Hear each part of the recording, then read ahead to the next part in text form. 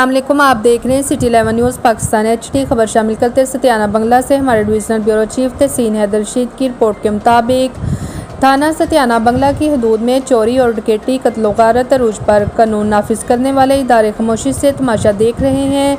गुज़श्ता रोज़ सतियाना Jamra road पर एक Malak Rashid kirana store पर सरे शाम 5 नामालूम डाकुओं ने गन पॉइंट पर 2.5 लाख रुपया और 3 मोबाइल छीन कर फरार हो गए, जबकि 40 गाफ बे अस्टाब के करीब 3 मुलजमान ने असला के जोर पर साजिद मजीद से मोटरसाइकिल, 4000 रुपये नकद और एक मोबाइल फ़ोन लूट लिया। डकैती की बढ़ती हुई वारदातें हाल ही में तैनात होने वाले SHO के लिए किसी चैलेंज से कम नहीं।